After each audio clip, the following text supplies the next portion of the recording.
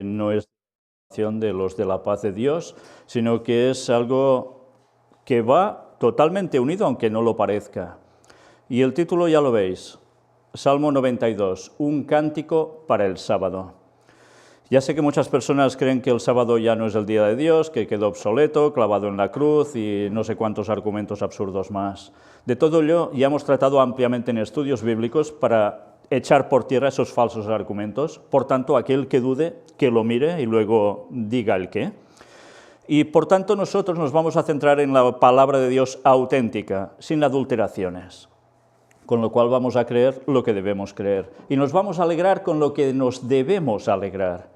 Y el Salmo 92 nos va a servir para esto, porque como dice el título, es un cántico para el sábado. A veces vemos los salmos y creemos que sencillamente son escritos más como cualquier otro libro de la Biblia, pero los salmos eran cánticos, tengamos eso presente.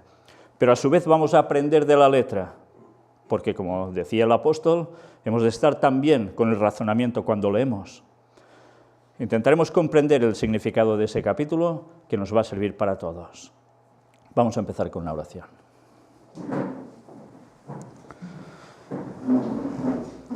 Padre nuestro que estás en los cielos, nos ponemos en tus manos para que tú nos guíes, nos dirijas en el estudio de tu palabra.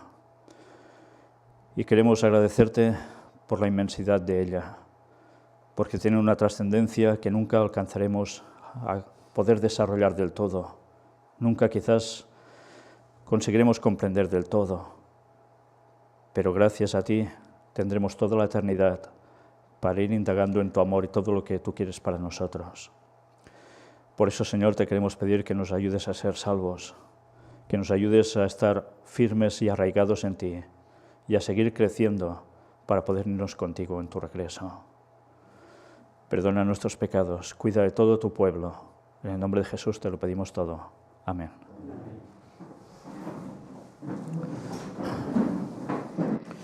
Bien, quiero aclarar una cosa, porque hay personas que nos dicen, es que no os ponéis de rodillas para orar aquí.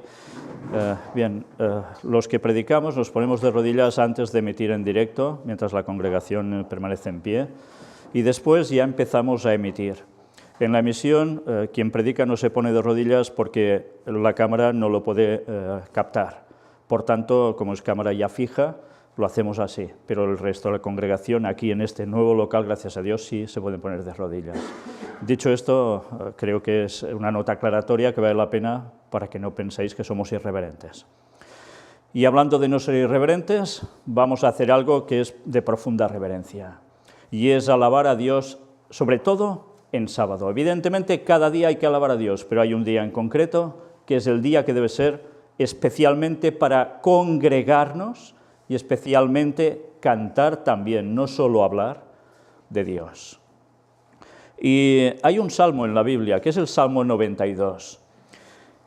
El título que aparece en muchas Biblias es Alabanza por la bondad de Dios. Y fijaos, es una alabanza por la bondad de Dios, pero vamos a ver en el texto que además dice otras cosas. Y vaya otras cosas, ahora lo veremos. Luego hay un subtítulo que nos dice Salmo, cántico para el día de reposo o sábado. Es el título que le hemos puesto, un cántico para el sábado. Y vamos a leer todo el capítulo. Primero de todo, antes de nada, me gustaría que vieseis que hoy no soy Luis, pero voy a hacer de nuestro hermano Luis. Y es porque os muestro unas fotografías en portada. Esto es el cedro. Un árbol, ya lo veis, majestuoso, espléndido. Y cuando vemos a la derecha lo que es el tronco de este cedro de cerca, ya nos damos cuenta que sí, es de una majestuosidad impresionante, pero además de una firmeza y robustez que ya lo veis, sobran las palabras. Pero a su vez me gustaría que os fijarais en lo que hay a mi espalda. No son palmeras cocoteras, son palmeras datileras. No sé si podéis ver la imagen entera y vais a ver qué diferencia entre el cedro y la palmera. Fijaos cómo es un cedro, ya veis su robustez, su anchura, su enormidad, pero ya veis cómo es la palmera, un tronco delgadito, pero espigado, sube hacia arriba muy recto. Y fijaos, ¿dónde crece uno? ¿Dónde crece el otro? Terrenos un poco distintos, ¿eh? Bien, pues todo esto también aparece en el Salmo 92. Y como bien sabemos, y como Luis también ha comentado más de una ocasión, los árboles en la Biblia también tienen semejanza con las personas, una equivalencia. En la escuela sabática Ángel también lo ha comentado. Pues bien, vamos a ver cómo precisamente esto es así, pero de un modo especial aplicado al pueblo de Dios. Vamos a empezar con la lectura. Salmo 92, a partir del versículo 1. Bueno es alabarte, oh Jehová, y cantar salmos a tu nombre, oh Altísimo. Una vez más nos iremos deteniendo. Bueno es alabarte, oh Jehová. ¿Cuántas veces nos dedicamos mucho a Señor, dame, Señor, te pido, pero cuántas pocas veces alabamos a Jehová? Eso es una deficiencia que todos tenemos. Deberíamos ser conscientes que hemos de alabar al Señor por lo que es, por quien es nuestro Creador. Y además es bueno, no es nuestro Creador y malo y tengamos que alabarlo por fuerza porque si no nos va a castigar y nos va a destruir, sino por bueno, y por bueno nuestro movimiento hacia Él, en consecuencia, debe ser reflejar esto. Pero además, ¿cómo poder alabarlo? Con palabras, por supuesto, con escritos también, pero mirad qué dice, y cantar salmos a tu nombre, oh Altísimo. Esto es bueno, cantar salmos. Ya sabemos que se ha perdido si hay partituras, o habían partituras, al respecto, cómo eran exactamente esas músicas. Sabemos de algún tipo de instrumento, ahora lo vamos a ver también, pero desconocemos cuál era la musicalidad de estos salmos. Pero eso sí, al menos nos ha quedado la letra. Anunciar por la mañana tu misericordia y tu fidelidad cada noche. ¿Por qué habla de por la mañana tu misericordia y fidelidad por la noche? Pues está haciendo referencia a los cultos matutino y vespertino, algo que el pueblo de Dios ya había hecho desde antaño y que, como bien sabéis, Ellen White, la profetisa del Señor, también nos aconseja que es algo que debiéramos hacer. ¿Por qué anunciar por la mañana tu misericordia? Pues evidentemente hemos pasado la noche y podemos darle gracias a Dios que la hemos pasado. Ha tenido misericordia de nosotros, nos hubiese podido barrer del mapa y no lo ha hecho. Y tu fidelidad cada noche. ¿Por qué? Porque durante el día nos ha mantenido bien, nos ha sido fiel, nos ha soportado y nos ha ayudado. ¿Cómo no debemos hacer eso? Y ahora sí que nos habla de un instrumento.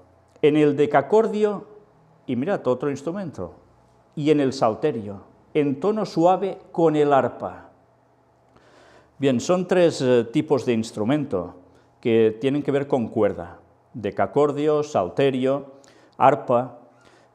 Como las arpas ya sabéis cómo eran, y ya se ha hablado muchas veces de ellas, y del salterio a veces también, el decacordio, ¿cómo funcionaba? El nombre ya nos lo dice todo, decacordio, 10 cuerdas.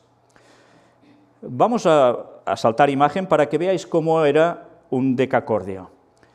Vamos al diccionario bíblico, porque allí aparece ilustrado, y nos cuenta algo de historia sobre el decacordio. El decacordio, del hebreo nebel, asor, o ambas palabras separadas, 10 cuerdas. Instrumento de cuerdas con un gran cuerpo o caja en forma de media pera y un mástil largo. Bueno, ahora quizás lo más parecido sería una bandurria o quizás una guitarra, ¿no? Pero no era la única forma que podía tener, ¿eh? Se lo tocaba por medio de la pulsión de sus cuerdas. Los decacordios existieron en el mundo desde tiempos remotos, como lo revelan las pinturas, los relieves y los instrumentos encontrados en las tumbas. Pero no se sabe a ciencia cierta si este sería el instrumento mencionado en la Biblia. Y aquí veis en los grabados un asirio a la izquierda y una egipcia a la derecha tocando el decacordio o laúd. Ya veis el tipo de instrumento que era, ¿eh? Por tanto, es interesante esto porque lo que nos está diciendo es que utilizaba también el pueblo de Dios instrumentos que tenían otras culturas u otras naciones, aunque fueran paganas, pero tenían sus instrumentos y también eran aceptados por el pueblo de Dios. En este caso, no eran instrumentos que debían sonar muy mal, sino evidentemente no hubiesen sido hechos para esto, ¿no? O al menos dentro del pueblo de Dios. Pero nos dice algo más. En dos pasajes, el Salmo 33, 2 y 144, 9, el hebreo nebel, arpa, está modificado por asor, 10, por lo que entonces la frase se traduce arpa de 10 cuerdas o decacordio. En el Salmo 92, 3 solo aparece asor con el nombre del instrumento musical y ambas versiones la vierten como en los pasajes anteriores. Ya veis que siempre suele haber alguna discrepancia a la hora de traducir algún tipo de estas palabras. Mirad el grabado que veis aquí, dos mujeres asirias del siglo VIII a.C. tocando cítaras, que también, ¿lo veis?, está hecho con cuerdas. Se ha sugerido que esta arpa de 10 cuerdas o decacordio puede ser la cítara que conocían los fenicios, vecinos de Israel. Dos cítaras de 10 cuerdas tocadas por dos mujeres están grabadas en un joyero de marfil encontrado en Nimrud. También una extraña carta ilustrada atribuida a Jerónimo, el traductor de la Biblia al latín, muestra una cítara fenicia de 10 cuerdas bajo el título de Psalterium Decacordum, a la que se añadió la explicación: tiene 10 cuerdas, como está escrito, te alabaré con el salterio de 10 cuerdas. Y aquí veis la ilustración de esta cítara fenicia de 10 cuerdas, de acuerdo con Jerónimo. Bueno, es interesante, tenían instrumentos de música y en este caso de cuerdas. Es algo a tener en cuenta, ¿eh? No solo hace falta cantar de viva voz, sino que también se pueden utilizar instrumentos, pero lógicamente que sean adecuados para ello. Seguimos con el texto. Por cuanto me has alegrado, oh Jehová, con tus obras, en las obras de tus manos me gozo. Por cierto, antes de seguir avanzando, quiero deciros que hay un detalle aquí a tener en cuenta. Cuando se habla de este tipo de instrumentos, eran instrumentos que se utilizaban cuando el culto era público. No se solía utilizar en casas privadas, cuando hacían sus reuniones familiares para alabar a Dios, sino que eran instrumentos utilizados cuando se juntaba congregación. Por tanto, es interesante ver cómo también nos está marcando el sábado cantando, pero ¿cómo? ¿Solo? No, en congregación. A ser posible, claro, cuando no hay más remedio que tienes que estarte solo con tu familia, pues ¿qué vas a hacer, no? El texto nos decía, el versículo 4, por cuanto me has alegrado, oh Jehová, con tus obras, en las obras de tus manos me gozo. Fijaos que aquí, una vez más, está haciendo el salmista un alegato ¿a qué? Pues a recordar las obras de Dios. Puede ser la creación, puede ser lo que ha hecho en tu vida, lo que ha hecho por el pueblo suyo. Eso nos debe alegrar. Pero fijaos que dicen, las obras de tus manos me gozo. ¿Sabéis? Hay otra traducción que también podría ser posible, que nos dice, o gritaré de gozo. Es importante, ¿eh? No solo es gozarse, sino además gritar de gozo. Es una gran alegría. Qué bonito, ¿eh? No se trata de gritar porque sí a lo loco. Cuán grandes son tus obras, oh Jehová. Muy profundos son tus pensamientos. ¿Podemos abarcar las obras de Dios? ¿Podemos llegar a entenderlas? ¿Verdad que no? Podemos ver muchas cosas, podemos llegar a comprender muchas cosas, pero siempre nos queda un abismo para poder entenderlo todo. Pero aún y así, ¿de qué nos maravillamos? Cuán grandes son tus obras.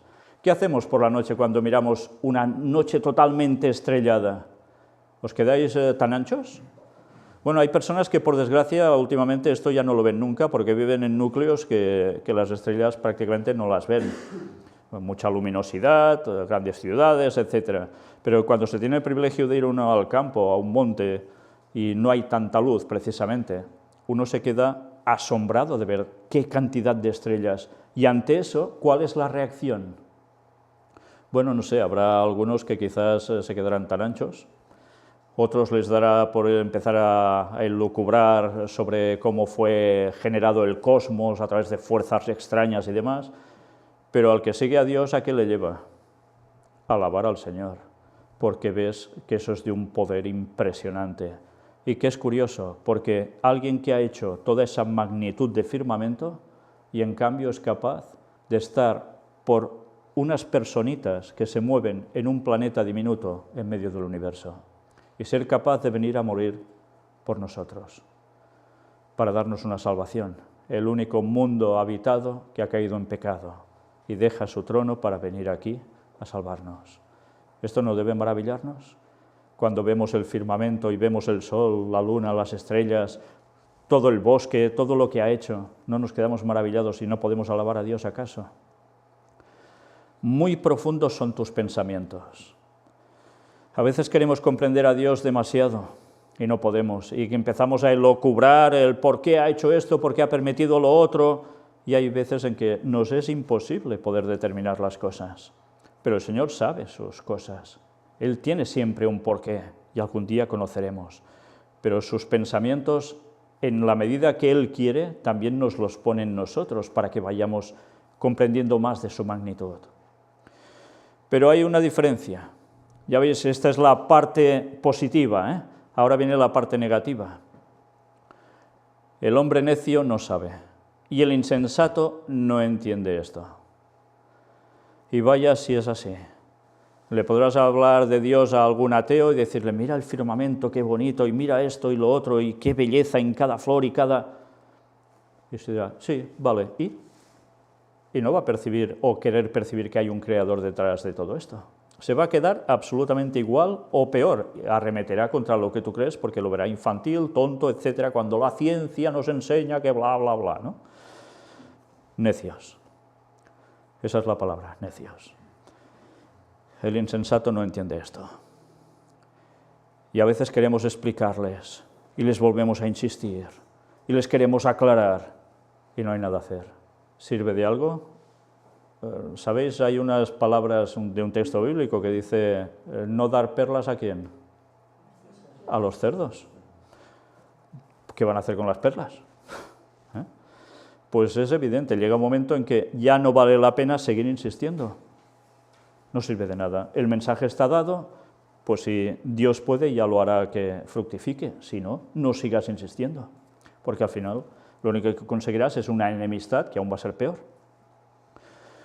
Cuando brotan los impíos como la hierba y florecen todos los que hacen iniquidad, es para ser destruidos eternamente. Fijaos que el encabezamiento, por ejemplo, en mi Biblia Reina Valera del 60, dice alabanza por la bondad de Dios. Pero ya os decía que esto no solo es bondad de Dios, hay algo más y hay justicia. Cuando brotan los impíos como la hierba. Bueno, ahora que estamos en el campo aún lo vemos mejor, ¿no? ¿Qué sucede? Se siega y en nada, vuelve a salir la hierba, en un momento. Y así sucede con los impíos. Florecen como si nada, crecen y florecen todos los que hacen iniquidad. Sí, sí, florecen. ¿Qué quiere decir florecer? ¿Qué quiere decir florecer? Cuando vemos una flor que se abre, que se hace grande, se expande, ¿no? Durante un tiempo, pues esto es florecer, da la sensación de que crecen, de que prosperan. Pero al final, ¿qué? Es para ser destruidos eternamente. ¿No recuerda esto también a las palabras de Job? Es el mismo tipo de pensamiento, Parece que estarán por siempre, que van a estar fastidiando por siempre, pero llega un momento en que ya sabemos que van a ser destruidos eternamente.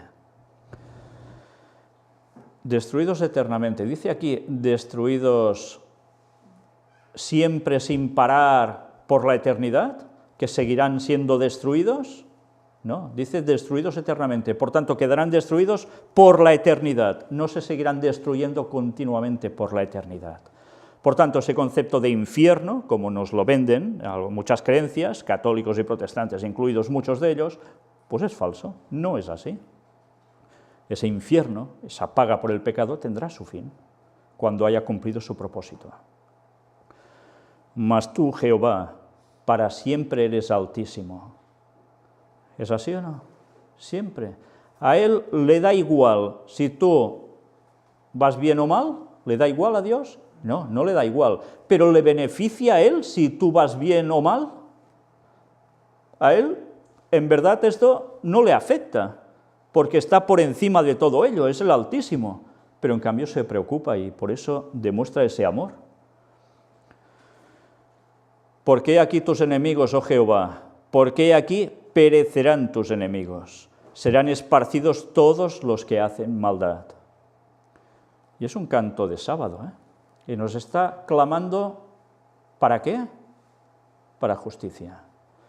Nos plantea las bondades de Dios, lo que hace por nosotros, las alabanzas que debemos tener hacia Él, lógicamente, pero también nos habla de que Dios va a hacer justicia.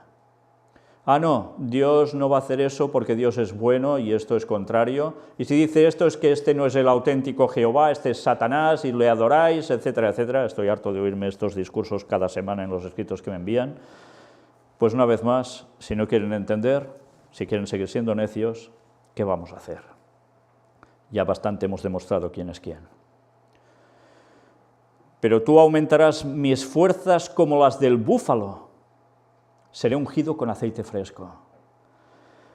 Cuando dice tú aumentarás mis fuerzas como las del búfalo, en verdad el texto puede decir algo más. Cuando dice mis fuerzas, en hebreo dice cuerno. Interesante, ¿eh? ¿El cuerno qué significa en las profecías? Poder, ¿eh? Pues lo que hará en nosotros, que es aumentar nuestras fuerzas, nuestro cuerno. Fijaos que lo compara como las del búfalo. ¿Y el búfalo qué tiene? Cuernos.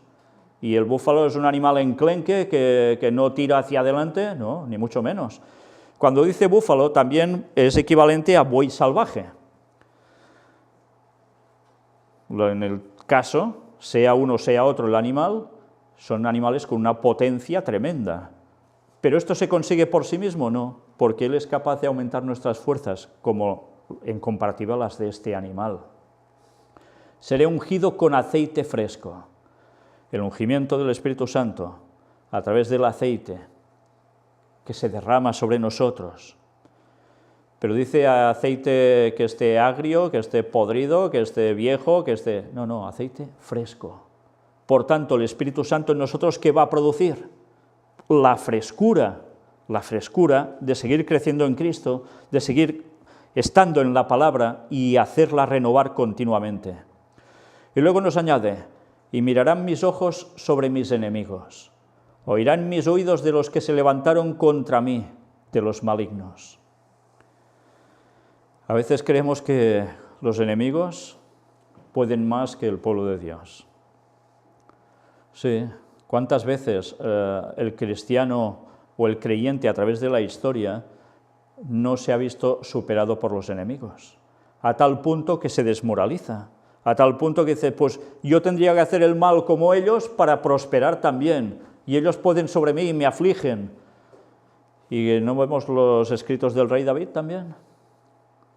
Esa misma preocupación de, parece que pueden contigo, y no son pueblo de Dios, ¿por qué tienen ese poder sobre ti? ¿Será siempre así? Aquí se va mucho más allá ya, y se llega a la profecía, a la paga. Y mirarán mis ojos sobre mis enemigos. ¿Cuándo miraremos sobre nuestros enemigos? Hay un momento en la historia futura en el cual nosotros miraremos sobre nuestros enemigos. ¿Cuál va a ser ese momento? En la tercera venida, en la ciudad santa, en la Nueva Jerusalén, cuando el pueblo de Dios, los salvos de todas las épocas, entren allí, cuando descienda después del milenio, y haya la resurrección de los impíos, de los que dice aquí en general. ¿Y qué hará Satanás? Les dirá, yo os he resucitado, vayamos a por ellos, acabemos con el trono de Dios, su reino, y ahora a partir de aquí tendremos que mandar nosotros. ¿Y se lo van a creer? Van a creer que Él los ha resucitado y volverán a hacer esas armas, dice el lenguaje, lo describe, cómo se juntarán por todo el mundo y grandes generales que jamás habían perdido una batalla van a enviar en masa, como en tropas, a todos hacia allá, que por cierto me recuerda a alguna película de Hollywood, ¿verdad? Con otro contexto de zombies y tonterías de estas, pero que en definitiva está haciendo una descripción, un plagio satánico de lo que va a acontecer al fin de los tiempos, e irán contra el pueblo de Dios, y el pueblo de Dios que estará dentro de los muros, ¿qué mirará? Pues a sus enemigos cómo se acercan. Pero acabará así todo, ya sabemos, allí viene el fin de ellos. Oirán mis oídos de los que se levantaron contra mí, de los malignos. Estarán todos allí presentes, sí, y los oirán. ¿No harán ruido alguno, acaso, todos esos impíos cuando quieran atacar? ¿Os imagináis el estruendo de millones de personas, millones y millones de personas que no habrán sido salvas y que irán contra la gran ciudad de la Nueva Jerusalén? ¿Irán allí para guerrear? Y no irán, los vamos a coger por sorpresa, iremos en sigilosamente, no, irán con rabia, con furia satánica. Y desde allí los oiremos y los veremos. Pero ahora fijaos lo que nos dice aquí. El justo florecerá como la palmera, crecerá como cedro en el Líbano. Una comparativa, ¿eh? Podemos tener muchas adversidades, pero el justo florecerá como la palmera. ¿Habéis visto florecer palmeras? Bueno, nosotros, gracias a Dios, recuerdo que vivíamos en una casa y teníamos en el patio, habían 2 palmeras súper altas, altísimas, y florecían. ¿Lo recuerdas, Josep? Y generaban esos dátiles, que por desgracia no eran buenos, eran bordes, pero las palmeras eran impresionantemente altas, que recuerdo que al final las tuvieron que arrancar con una grúa especial, porque además pudimos ver sus raíces, y ahora veremos un poco de todo esto, y nos quedamos sorprendidos todos. Pero ahora veremos por qué dice el justo florecerá como la palmera, y crecerá como cedro en el Líbano. Hemos visto las imágenes de estos 2 tipos de árbol. ¿Plantados dónde? En la casa de Jehová. En los atrios de nuestro Dios florecerán. Por tanto, ¿estando con quién? Con Dios. Es la forma en que podremos florecer, crecer. Y en los atrios de nuestro Dios florecerán. ¿Dónde estarán los atrios de nuestro Dios? Bueno, si podemos pensar en cuando se escribió esto, evidentemente eran los templos del tabernáculo, los tiempos del tabernáculo.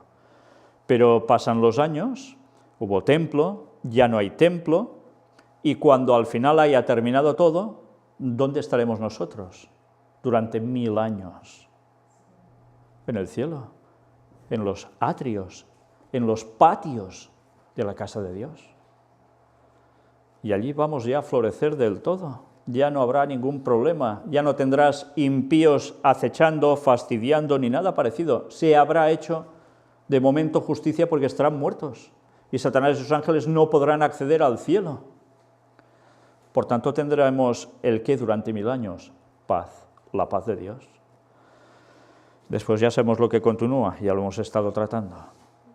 Pero mirad qué nos añade ahora. Aún en la vejez fructificarán, estarán vigorosos y verdes. ¿A qué los está comparando aquí? ¿A qué se compara?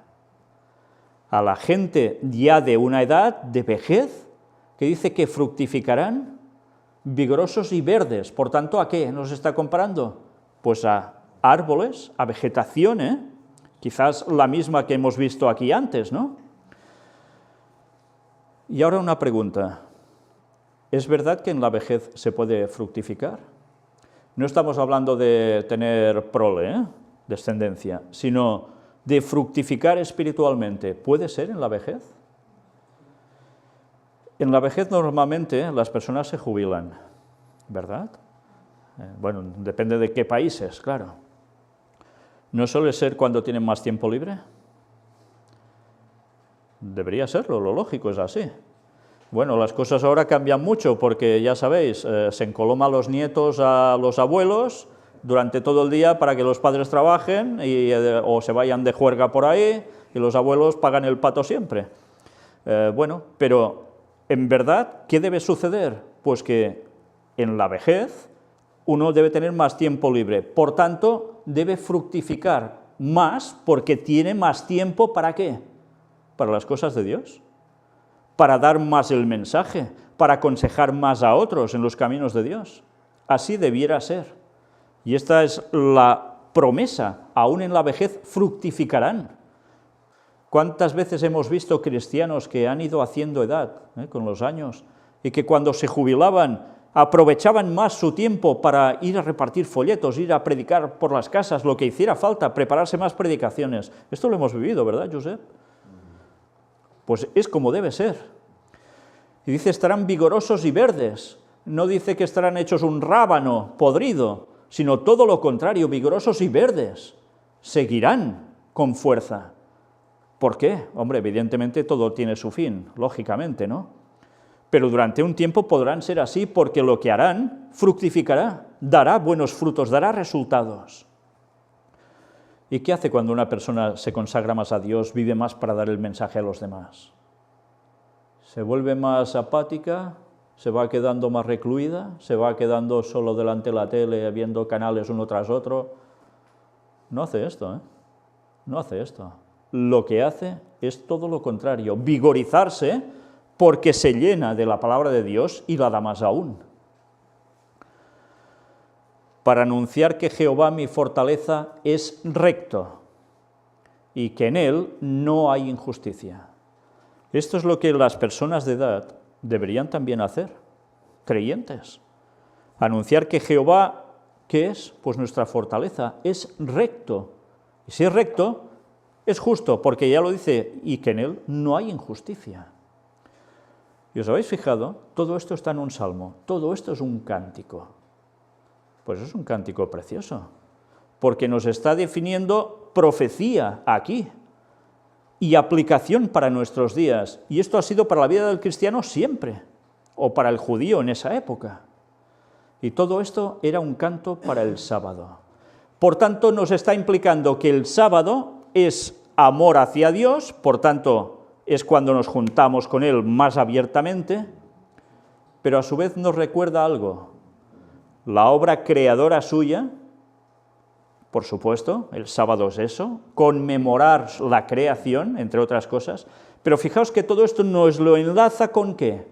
Con el fin de los tiempos, cuando cada uno recibirá su cometido, cuando habrá el sábado milenial.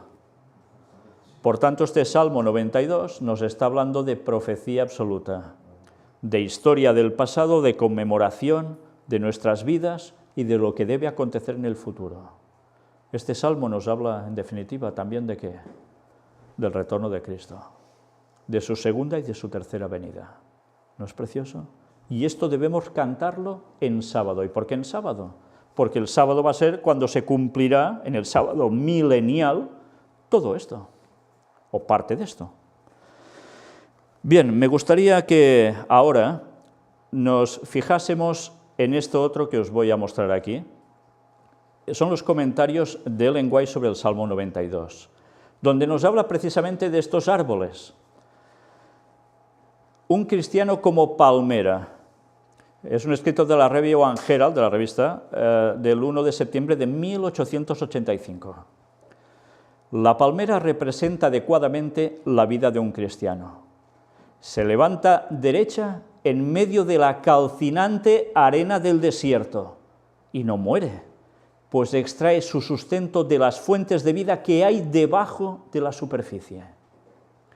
¿Habéis visto la fotografía de la palmera, la que estaba a mi espalda? ¿Qué superficie había? ¿Lo veis? Desierto. Si allí no crece ni una margarita. Yo no sé ni qué están comiendo las cabras, porque no hay nada. Pero las palmeras, mirad lo tiesas que están, lo bonitas que están. ¿Por qué? Pues por eso, porque sus raíces van completamente hacia abajo a buscar el agua.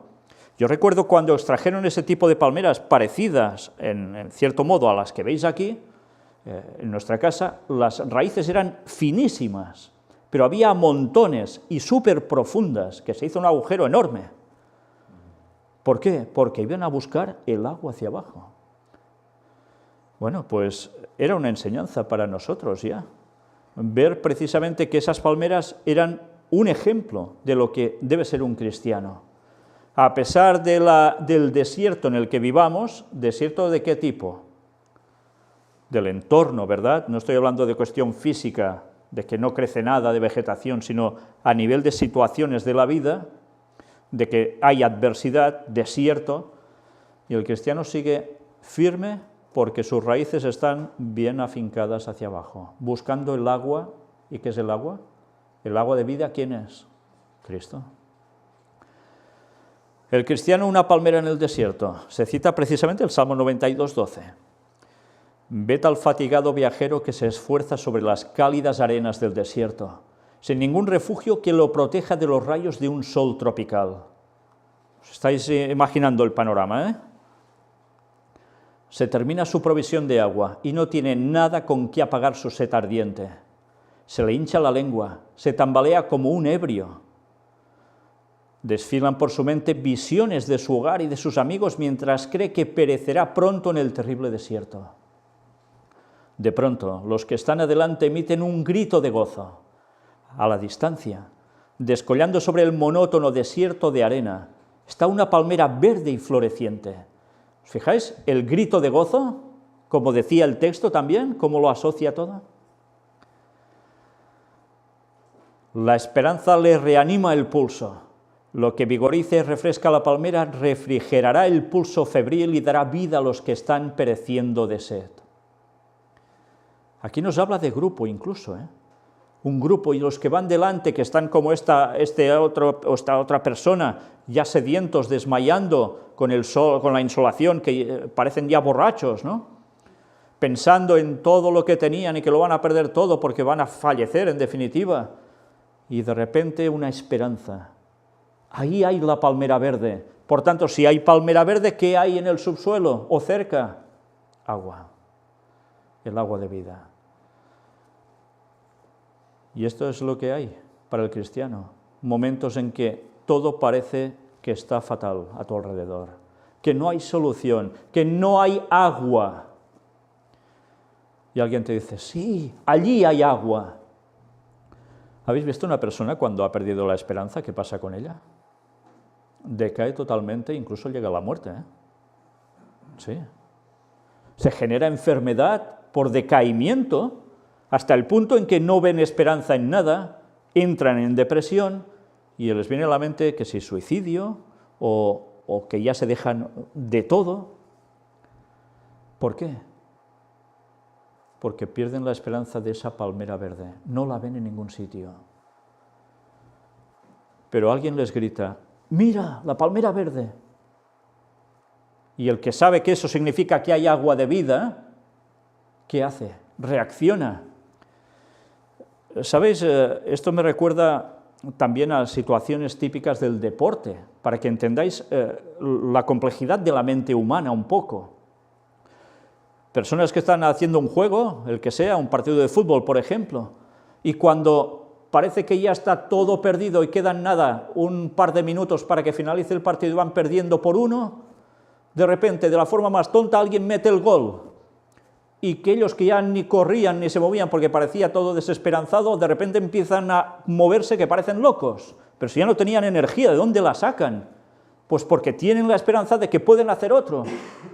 Ven que hay una palmera verde. Fijaos, es una connotación del deporte que tiene también su paralelismo con la vida diaria, sobre todo para el cristiano. Debemos siempre tener la esperanza de que hay Cristo. Y con Cristo hay vida, y no hay nada que nos pueda hacer morir en este desierto de mundo. Pero nos hemos de aferrar de esa agua de vida, fijarnos en esa palmera. Mirad qué más nos dice.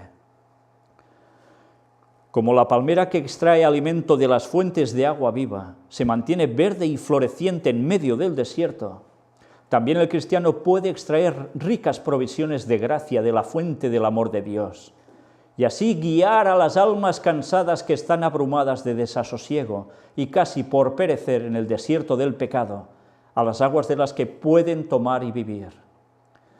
Los primeros que llegan, han visto la palmera, ¡oh, qué bien! ¿Y qué hacen? Se lo callan y van allí porque van a encontrar agua y no dicen nada a nadie, los demás que se mueran en el desierto. No. Porque han encontrado la vida, se lo dicen a los demás para que también vivan, no se mueran. Eso es lo que debe hacer el cristiano. Cuando empezamos, ¡ay, qué malito estoy, qué poco me quejo! ¿Qué sucede? ¿Cómo vas a dar esperanza a los demás para que busquen la verdad, para que salgan de ese desierto? Si ven que tú eres un pena vivo, no puede ser. El cristiano debe reconocer siempre a Dios en su vida, que lo va cuidando y guiando a pesar de las adversidades. Y así es la forma de atraer a otros, por testimonio. ¿Somos ejemplo de eso? ¿O somos almas en pena? Como tanto se dice, ¿no? Y nos sigue diciendo más cosas aún. El cristiano siempre conduce a sus prójimos a Jesús, el cual invita: si alguno tiene sed, venga a mí y beba. Esta fuente nunca nos engaña, podemos sacar agua de ella vez tras vez. ¿Y no es verdad esto? ¿No podemos extraer de Jesús esto siempre? Él no nos desampara nunca, Él siempre nos da esa agua de vida. Si el cristiano de alguna manera ha de prosperar y progresar, debe hacerlo en medio de aquellos que no conocen a Dios, en medio de burladores y sometido al ridículo. Y sabéis, hay personas que dicen, mira, ¿sabes qué? Si nos vamos 80 familias a un lugar alejado y no vemos un impío ni de casualidad, qué bien vamos a estar. Pues vaya birria de testimonio vas a dar si haces eso. ¿Vas a crecer como cristiano? ¿Vas a crecer como persona? Tú lo que buscas es no tener problemas, para nada. Y lo que te importa un rábano es que los otros conozcan el mensaje de salvación. Tú debes estar también entre la gente que necesita saber la verdad. No puedes aislarte en el quinto pino que nadie te vea. Claro que nos gustaría a todos estar súper tranquilos, ¿verdad? Claro que sí. ¿Te gusta que continuamente te estén machacando por lo que crees? Que te estén ridiculizando, te estén insultando y queriéndote matar a ti, a tu familia y a todos. ¿Os gusta eso? A mí no me gusta nada, pero es algo que he de soportar a diario. Pero a su vez, ¿qué he de hacer? ¿Aislarme y no decir nada para no tener problemas? Cuando tanta gente hay ahí fuera que necesita el mensaje de salvación. Pues debemos confiar en que Cristo nos mantendrá y podremos seguir dando el mensaje. Y que se haga su voluntad. Si tienen que terminar con nosotros, pues que terminen, pero debemos dar el mensaje. Y no debemos dejarnos podrir por lo que hay a nuestro alrededor, sino que debemos ser luz para ellos, porque es lo que necesitan. Con esto no estoy diciendo que no hay que ir a vivir al campo, que hay que quedarse en las ciudades, y no, tampoco eso, todo en su sitio. Pero debe mantenerse derecho como la palmera del desierto. El cielo puede ser como bronce, la arena del desierto puede golpear las raíces de la palmera y amontonarse alrededor de su tronco.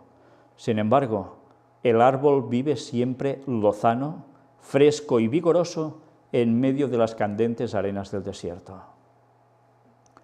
¿Y tú cómo te soportas que te digan esto y lo otro? Si todos se te están riendo en el trabajo, en los estudios, en lo que sea.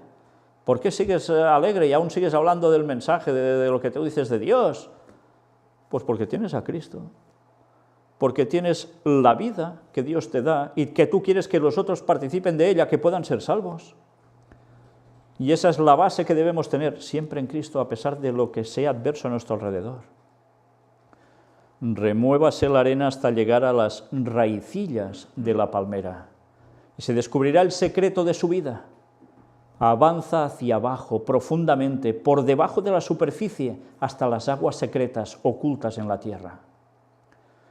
Los cristianos, sin duda, pueden ser representados adecuadamente por la palmera. Son como Enoc, aunque estén rodeados por influencias corruptoras, su fe se aferra del invisible. ¿Enoc dónde vivía Enoc? Vivía alejado, ¿Pero qué hacía? ¿Se quedaba allí siempre como un ermitaño? ¿Generó un monasterio de clausura? Nada de eso, Él bajaba a los lugares donde había población, fueran ciudades o pueblos, lo que fuera, y daba el evangelio, el mensaje para su tiempo. Y algunos se los llevaba consigo a su casa y les instruía. Y así generaba salvos para el Señor. ¿Se vio afectado por las influencias corruptoras? ¿Su fe en el invisible desapareció? Nada de eso, todo lo contrario. Caminan con Dios y obtienen vigor y gracia de Él para resistir la corrupción moral que los rodea. Y si los tiempos de Enoc eran de corrupción moral, los de ahora que son también. Enoc era antediluviano, Y ya vimos hasta qué punto llegaron, ¿Y dónde estamos llegando ahora? A lo mismo. Fijaos la comparativa, Caminan con Dios y obtienen vigor y gracia de Él. ¿La obtenemos por nosotros mismos? No. Solos vamos a sucumbir. O lo hacemos con Cristo o se acabó. Como Daniel en la corte de Babilonia, se mantienen puros y sin contaminación. Su vida está escondida con Cristo en Dios. Son virtuosos en espíritu en medio de la depravación, fieles y leales, fervientes y entusiastas, mientras están rodeados por incrédulos, por hipócritas con apariencia de piedad, por impíos y mundanos. Lo mismo que Daniel, ¿eh? Igual. ¿Y cuál es el mensaje que hay que dar también para estos tiempos? ¿No es el mensaje de Daniel?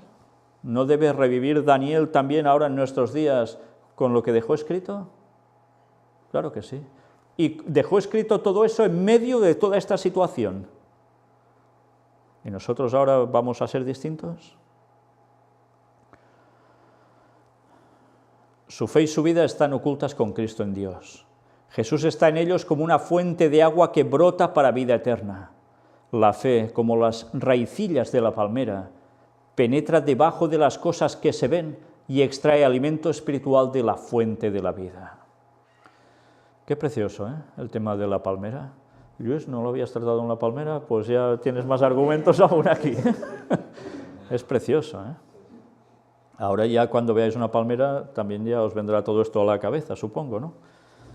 Mientras nos venga un coco a la cabeza, esas son otras palmeras. El cristiano, un robusto cedro. Ahora vamos por el cedro. De este sí que hablaste, ¿eh? Cuando el amor de Jesús mora en el alma, muchos que ahora no son sino ramas marchitas, se volverán como los cedros del Líbano, cuyas raíces están junto a muchas aguas. Dice que muchos que parecen que están como ramas marchitas se volverán como cedros. ¿Sabéis? Esta misma semana, ayer fue, anteayer, recibí unos comentarios de una familia rumana que sinceramente puedo encasillar perfectamente aquí. Algún día lo podremos mostrar como testimonios, porque habían sido adventistas, lo eran, pero todo en plan cada vez a menos, y al final, por diversas circunstancias, llegan a encontrar las conferencias. Y su vida ha cambiado, totalmente. Ahora podrían ser considerados estos cedros. Es realmente uno de esos testimonios, como tantas veces recibimos, de personas que parecían que ya la verdad hasta les patinaba, y después resulta que florecen y se vuelven cada vez ramas, que ya no son marchitas, sino cedros del Líbano. ¿Y qué hacen? Pues una vez más, volver a querer dar el mensaje a los otros. Han recibido el agua de vida, ¿eh? Y ahora nos dice esto. El cedro se destaca por la firmeza de sus raíces. No contento con adherirse a la tierra con unas pocas y débiles fibras, proyecta sus raicillas como una robusta cuña dentro de la roca hendida y se extiende hacia abajo, cada vez más profundamente, en busca de algo firme en que aferrarse. Precioso, ¿eh? O sea, el cedro crece en lugares que puede haber roca, pero la raicilla, imaginaos, podría llegar a la roca y decir, hoy hay roca, aquí me quedo, ya de aquí no paso. Por tanto, ¿crecería, se robustecería? No aguantaría. En cambio, encuentra la dificultad, la roca, lo duro, ¿y qué hace la raicilla o las raicillas? Se empiezan a filtrar, a buscar su paso para seguir hacia abajo, para encontrar también lo que necesita. Vaya lección espiritual, ¿eh? Ante los problemas, insuperable, ya está, plego, como decimos aquí en catalán, plego, ya lo dejo, ya se acabó. Pues no, hay que seguir allí. ¿Y qué sucede después? Cuando la tempestad lucha con sus ramas, ese árbol bien plantado no puede ser desarraigado. Qué excelente cedro podría llegar a ser cada seguidor de Cristo, si tan solo se arraigara y fundamentara en la verdad, unido firmemente con la roca eterna. Qué precioso, ¿eh? Podemos ser como esos cedros. ¿Habéis visto el cedro, la imagen del cedro de portada? Es un árbol robusto, extenso. Anda, que se ríe el de los vientecitos y de las lluvias, totalmente. No se inmuta. ¿Va a ser tumbado como cuando vemos que llega un huracán a cualquier lado y los árboles se empiezan a caer como si nada? No, es firme allí. Pues es toda una lección para nosotros, ¿eh? Las ramas siguen también intactas, el tronco intacto, todo él intacto. ¿Por qué? Porque ha ido a superar todas las dificultades y todos los problemas que encontraba hasta llegar a Cristo. Esta es la vida del cristiano, debiera ser la vida del cristiano. ¿Acomodarse a lo que hay? Ah, no, que hay un problema, pues aquí me quedo. Yo no quiero más problemas. No, ¿qué me dirán si yo sigo ahondando en todo esto? Dirán que estoy loco, o que estoy contracorriente, o que, bueno, es un tipo raro, me van a despreciar, me dejarán de lado, no me lo pasaré bien, ¿sí? Pues qué burros somos si creemos eso, porque somos necios, impíos, y eso no debemos hacerlo nunca. Siempre creyendo que el Señor está con nosotros y a pesar de las dificultades, creceremos hasta el fin. Que Dios nos ayude a tener estos cantos para el sábado también, ¿eh? No solo es hablar de ciertas cosas y ya está, sino que todo esto se refleje en nuestras vidas y nos ayude a darle ese canto de alabanza al Señor por todo lo que hace por nosotros. Porque todo esto no lo conseguimos por nosotros. Lo conseguimos gracias a que Él nos lo da todo, incluso las ganas de buscarlo. Que Dios nos ayude a seguir profundizando en su palabra, porque ya veis, da igual si es el Antiguo Testamento o el Nuevo Testamento, todo es maravilloso. Respecto de la palmera, justo, no sé si fue ayer o anteayer, le envié un mensaje a Luis sobre la palmera. Y para acabar lo que comentabas tú, habla respecto de cuando Cristo fue recibido en Jerusalén, que sabes que se echaron hojas de palmera. Dice, no podían encabezar la procesión triunfal con estandartes reales, pero esparcían palmeras, emblema natural de victoria. Y las agitaban en alto con sonoras aclamaciones y hosanas. Es así. Era un momento precioso de victoria, claro. Estaban aclamándolo como rey, habían vencido, teóricamente, ¿no? Que poco les duró, por cierto. Ojalá a nosotros eso nos dure siempre. Sí, victoria. No me he cambiado el nombre. Bien, pues vamos a finalizar aquí con una oración.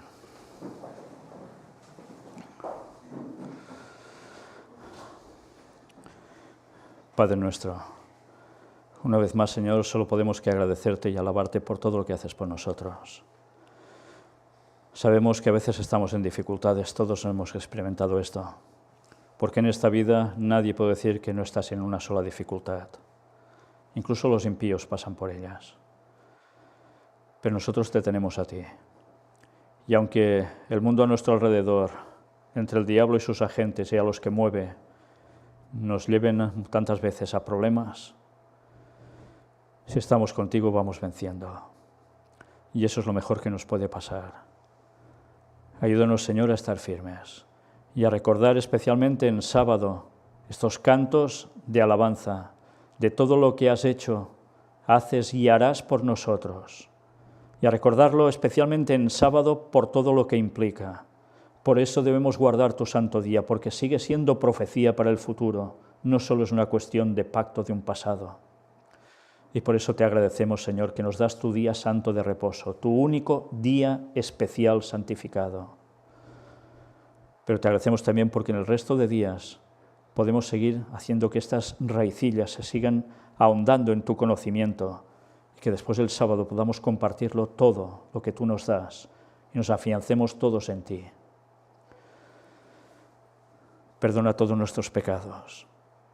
Ayúdanos siempre a tener la esperanza de seguir adelante contigo y que nunca estamos solos. Gracias porque sabemos que pronto vas a regresar, Señor. Maranata 2031.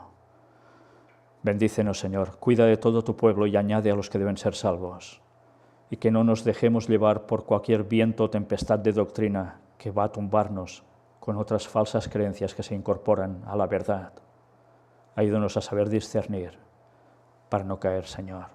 Llénanos del Espíritu Santo, guíanos tú. En el nombre de Jesús te lo pedimos todo. Amén.